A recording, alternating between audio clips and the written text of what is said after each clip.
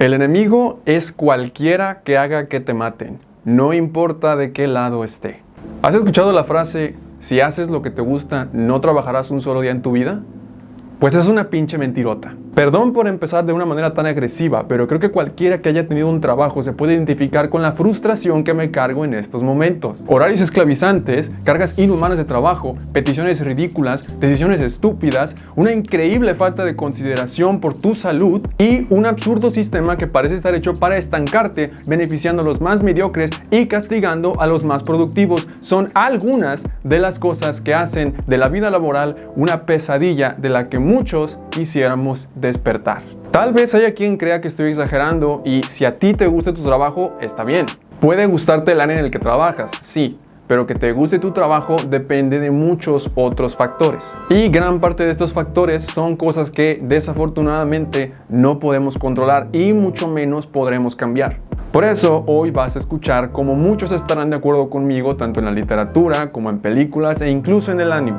Y para que entiendas por qué este video está tan cargado de frustración, también te voy a contar un par de historias personales que viví en trabajos anteriores que he tenido. No de este no. No de este, güey, no de este, de otros. Ojalá nada más fuera este. Normalmente diría que no me hagas mucho caso y que solo hablo como si supiera, pero desafortunadamente a este tema sí le sé. Así que si quieres reírte un rato juntos de nuestra miseria, ponte cómodo o cómoda mientras te hierve la sangre recordando lo absurda de la vida laboral. Me presento, yo soy Héctor y esto es Como si supiera. Parte 1. La peor trampa de todas. Desde siempre se nos ha hecho creer que si estudias y te esfuerzas vas a tener un buen trabajo y a vivir cómodamente. Pues también es una pinche mentirota. Y a ver, no digo que no debas estudiar. De por sí encontrar trabajo ya es difícil, el no tener carrera lo complica aún más. Y estoy seguro de que más de uno de ustedes conoce algún caso de una persona que no estudió, no terminó la carrera y aún así les va muy bien. Pero nada es seguro, nada está garantizado y cada vez es más difícil progresar en el ámbito laboral. Las exigencias son cada vez más absurdas, empezando por el primer obstáculo aparentemente impenetrable: conseguir trabajo. Las empresas quieren contratar empleados que tengan al menos 3 años de experiencia. Y mira que me fui bajito porque algunas quieren más. Pero ¿cómo voy a tener experiencia si no tengo trabajo? Muchos salimos de la universidad solamente para toparnos con este problema.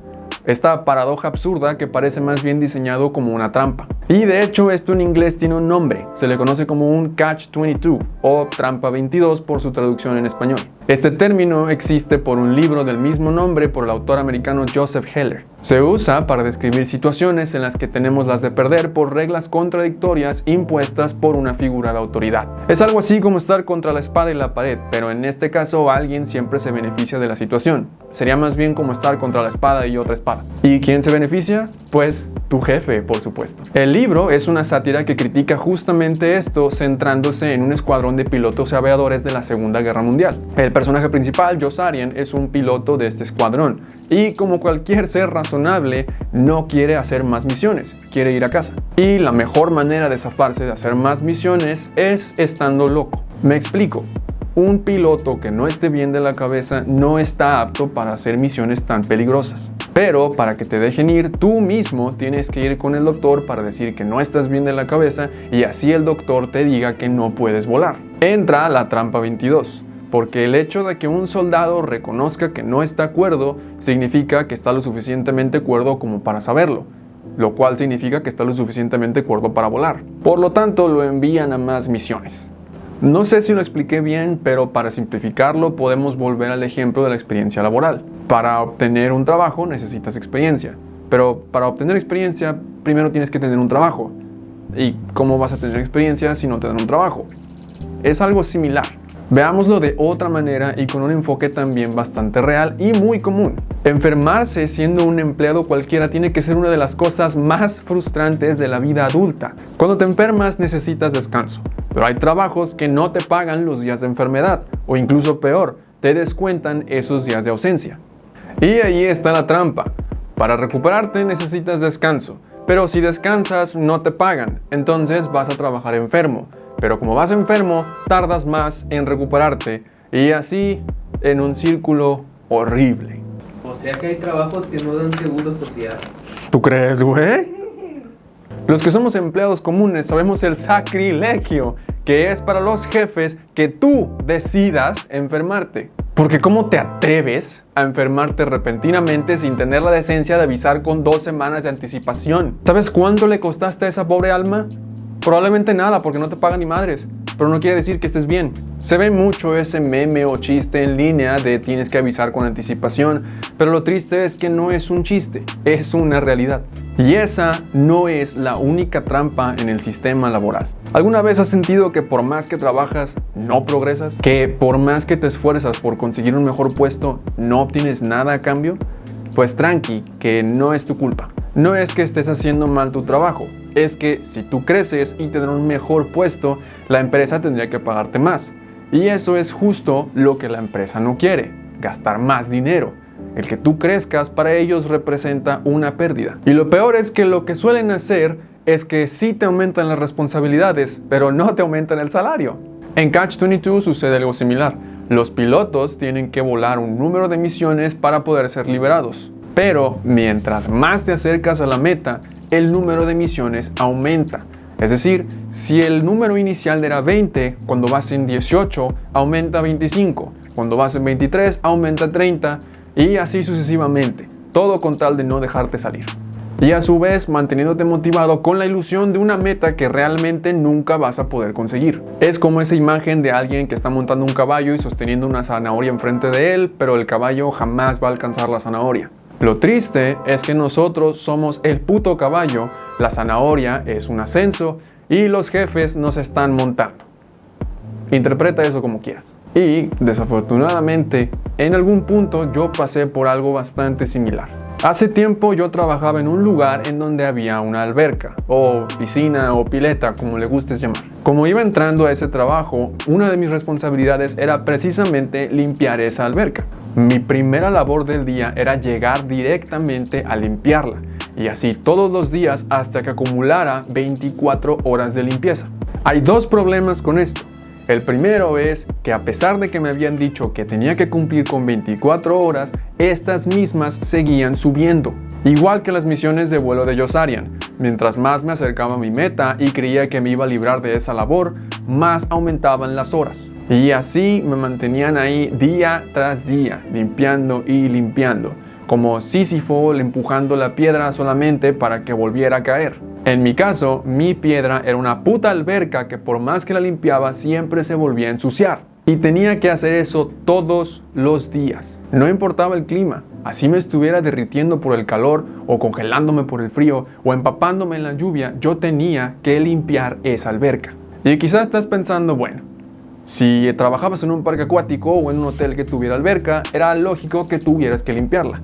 Y aquí viene el segundo problema. Yo era oficinista. Yo entré a esa empresa a trabajar como ingeniero. No tendría por qué estar limpiando albercas. Y no es que limpiar albercas tenga algo de malo, pero no era mi labor. Yo entré a trabajar en el área de gestión de calidad, no de limpieza. Ahora tal vez te preguntas, ¿y entonces por qué carajos tenías que limpiar la alberca tú? Pues como ya dije, yo entré a esa empresa en el área de gestión de calidad. Y en esa área, uno de los documentos más importantes que debes de conocer y que toda empresa debe tener es un manual de procedimientos. En resumen, un manual de procedimientos es un documento que ayuda a llevar a cabo tareas de la empresa. Es algo que se utiliza para llevar a cabo estas tareas de manera más eficaz y eficiente. Nos dice qué hacer, quién lo hace, cuándo hacerlo y dónde hacerlo. Por ello, es una herramienta clave en la gestión de calidad. Entonces, a manera de enseñarme a usarlo y conocerlo bien, yo tenía que utilizar el manual de procedimientos de limpieza de la alberca. Y mira, no te voy a mentir, limpiar la estúpida alberca sí me ayudó a entender bien cómo funciona y la importancia de un manual. Era algo así como el entrenamiento del señor Miyagi cuando se agarra a Daniel LaRusso de su pinche chalán en vez de enseñarle directamente las técnicas. Algo así. Pero era bastante frustrante tener que llegar a hacer una labor que no era mi área, cansarme y posteriormente ir a la oficina a terminar montones de reportes. Pero lo más frustrante era ver cómo cada vez que me acercaba ese número seguía aumentando y cada vez que aumentaba se volvía más aparente que no me estaban enseñando nada, solo me estaban utilizando. Detalle importante, yo entré ahí como becario, así que probablemente ellos jamás tuvieron intención de contratarme, solamente querían usarme para hacer algunas de sus tareas y después deshacerse de mí y posteriormente conseguir a otro becario que también hiciera las mismas tareas y repetir el mismo ciclo. No querían empleados, querían herramientas. Y esa es la parte más indignante. Solamente nos usan hasta que no les servimos más o representamos una carga o un gasto para ellos y entonces se deshacen de nosotros. Nos reemplazan como una herramienta cualquiera. Y así es como se siente. Nos degradan a una mera herramienta desgastada. Y si otra vez crees que sueno dramático, hay una frase que engloba este sentimiento perfectamente. Parte 2. Nadie es indispensable. Esta tiene que ser una de las frases más indignantes e inhumanas del mundo. Te están diciendo que en cualquier momento te puedes reemplazar como una vil herramienta. El que para ellos seas tan fácilmente reemplazable se debe a que creen que hay alguien con más necesidad que tú. Pero son personas con necesidad y para ellos cualquier ingreso es bueno. Quiero que por favor veas este cortometraje llamado El Empleo. Dura tan solo 6 minutos, pero duele toda la vida porque retrata de manera muy lúgubre la vida de un empleado. El cortometraje muestra a las personas siendo utilizadas como herramientas desde lo más básico. Hay personas que funcionan como sillas o lámparas o incluso taxis y semáforos. Es precisamente una analogía o una metáfora de lo que te estoy diciendo. Somos herramientas reemplazables. Son 6 minutos que reflejan una realidad muy triste con un toque de absurdismo, pero igual de real. Y todo en el corto intenta comunicarte esa tristeza, la paleta de colores apagado, la falta de música y las tristes expresiones faciales. Es una obra demasiado corta, pero tiene una carga inmensa de frustración, tristeza y sobre todo resignación. En el fondo sabemos que no somos más que herramientas. En esa misma empresa en donde yo tenía que limpiar la alberca, había un caso todavía más indignante. Uno de los dueños de la empresa también era maestro en una universidad, por lo cual se le hacía fácil utilizar a sus alumnos para conseguir trabajo gratis con la excusa de que con ellos podrían hacer sus prácticas laborales y conseguir experiencia. En mi tiempo ahí había un chico que estudiaba la carrera de administración de empresas y por supuesto ese era el área que quería aprender. En vez de ponerlo a trabajar en el área que él quería desempeñar, los jefes lo pusieron a hacer cosas como arreglar aires acondicionados, ventanas e incluso labores de plomería. Resulta que el chico trabajaba diferentes oficios porque ayudaba a su padre en un taller. Cuando los jefes se enteraron de esto, se enfocaron más bien en explotar todos los talentos que él ya tenía en lugar de dejarlo desempeñar lo que él quería aprender. Él estaba estudiando una carrera para poder salir adelante y buscar su propio camino, tal vez alejándose de ese tipo de tareas. Pero lo que se topó fue con unos empresarios desalmados y un mundo que no le permitía salir de donde estaba, manteniéndolo en el mismo lugar por el cual se estaba esforzando tanto por salir. Y encima sin obtener nada a cambio. No aprendió nada de lo que él quería aprender y por supuesto que no le pagaron. Pero una vez más, en él no vieron a una persona con deseos y aspiraciones de un futuro mejor. Vieron una herramienta nada más. Podría dar más ejemplos de este tipo de situaciones, no solamente de esa empresa, sino de otras en las que he estado, pero el video sería eterno y terminaría por darme cólera y explotarme la vesícula. ¿Y sabes qué es lo peor? Que estas personas genuinamente creen que nos están haciendo un favor. Creen que lo que están haciendo está bien y que la experiencia es pago suficiente. Como cuando los músicos o a los artistas los invitan a un evento y les dicen que les van a pagar con exposición. Como si pudieran pagar la renta con pinche exposición. O algunos recordarán aquella vez hace años cuando Eugenio Derbez en una entrevista dijo que trabajar con él es paga suficiente. Y lo peor es que más adelante en esa misma entrevista dicen que los jóvenes pensamos mucho en el dinero. ¡Tengo hambre, güey! Por eso pienso en el dinero, tengo que pagar el recibo de la luz. Pero es muy fácil para este tipo de personas decirlo porque ellos ya no tienen dificultades con eso. Y les encanta decir que ellos tampoco tenían nada y que trabajaron de 1000 cosas para poder pagar la renta. Que no tenían para comer y se pegaban de putazos hasta quedarse dormidos para no sufrir de hambre. Y no termina ahí, porque en algún punto también se quejan de que nosotros queremos poner las condiciones. Se burlan de que preguntas cuál sería el horario laboral porque si no, no tienes vida. Y volvemos a la metáfora de las herramientas. Las herramientas tienen un propósito específico. Están diseñadas para cumplir un propósito específico y ya, no hay más. y creen que es lo mismo para los trabajadores. Creen que el propósito de nuestras vidas es trabajar y servirles y ya, que nuestra vida gira en torno al trabajo. Y por supuesto, no es así.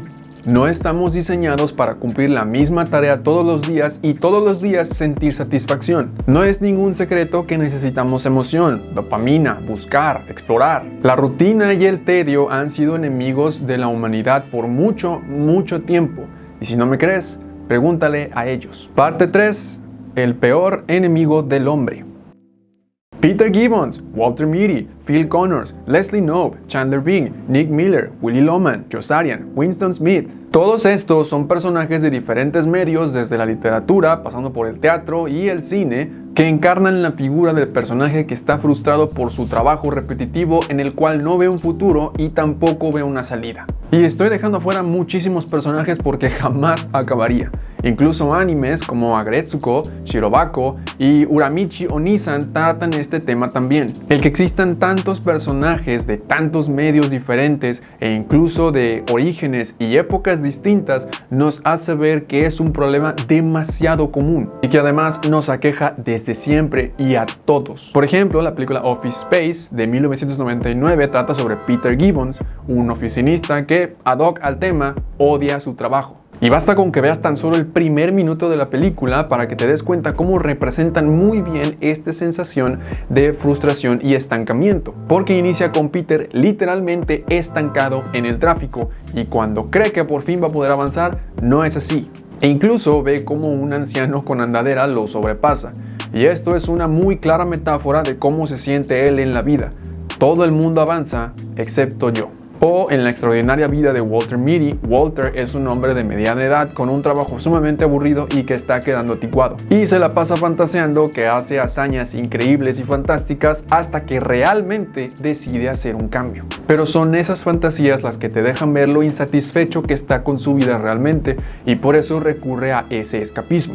Chinga, hasta Bob Esponja tiene un chiste de eso cuando quiere sacar a la señora Pop de la cárcel y le dice que se le ha olvidado lo que es vivir en libertad. Corte A y te muestran a un pescado siendo miserable viviendo la misma rutina todos los días.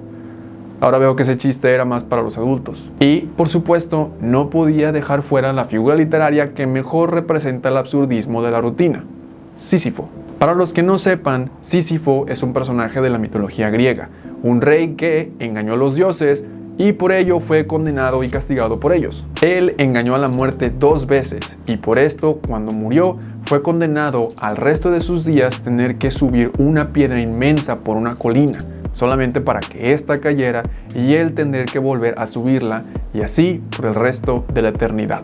Pasar la eternidad haciendo la misma tarea insulsa una y otra vez sin fin ni recompensa. ¿Te suena familiar? En su ensayo, El mito de Sísifo, Albert Camus lo compara directamente con un obrero moderno. Pero para él, lo más destacable de Sísifo no se encuentra en su martirio, sino en la rebeldía que encuentra en él. Camus escribe que Sísifo abandona la idea de un propósito, deja de empujar por la voluntad de alguien más. No necesita un propósito, simplemente empuja. Pero esto mismo desafía la idea de que es un castigo, desafía una vez más a los dioses. Camus escribe: si hay un destino personal, no hay un destino superior, o al menos no hay sino uno que juzga fatal y despreciable. En lo demás, sabe que es dueño de sus días. Paradójicamente, Sísifo encontró un propósito al dejar de buscar uno. De ahí la frase: hay que imaginar a Sísifo feliz. Ojo que esta es mi interpretación de lo que escribió Camus. No es la respuesta final y por supuesto no es la respuesta correcta. Si tú tienes alguna otra interpretación, me gustaría leerlo en los comentarios. Pero sí creo que ese es el secreto. Ni el trabajo ni la vida tienen un propósito. Nosotros lo creamos. Conclusión: el mayor acto de rebeldía. Como dije antes, hay muy poco que podemos hacer para cambiar el sistema laboral. Prácticamente nada. Lo que sí podemos cambiar es nuestra perspectiva o nuestro enfoque. Y no me refiero a que te pongas la camiseta o que cambies el chip, o que te sientas afortunado por tener trabajo y lo veas como un privilegio. Esas son mamadas. No le debes nada a nadie, ni siquiera a tus jefes. No importa que ellos sean quienes te hayan dado trabajo, tú no les debes nada. Por eso puse aquella cita de Catch-22 al principio del video.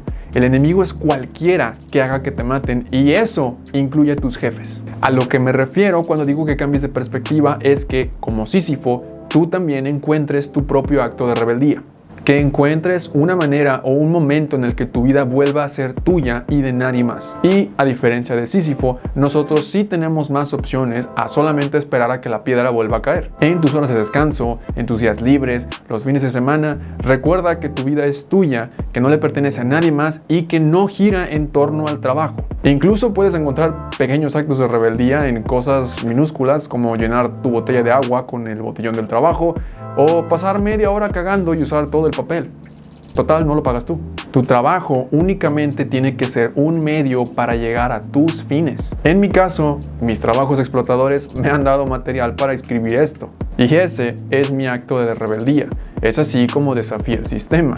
No permití que ganaran porque no es un destino impuesto por alguien más. Es un destino que yo mismo me puse, al igual que Sísifo. Y de hecho, esta conclusión fue escrita en horario laboral. Quizá esto resuene con más personas y por lo menos logré entretener a alguien. Gracias a esto, encontré mi destino personal. Mi vida está de nuevo en mis manos. Racita, si les gustó este cotorreo, por favor denle like y compártanlo con algún otro empleado explotado y frustrado. Y si tú también tienes historias hediondas de trabajos explotadores, por favor ponlas en los comentarios y así todos encontramos consuelo sabiendo que no estamos solos. Porque nadie está exento, no importa de qué trabajes. Ya lo dijo don Ramón, no hay mal trabajo. Lo malo es tener que trabajar en condiciones tan tristes.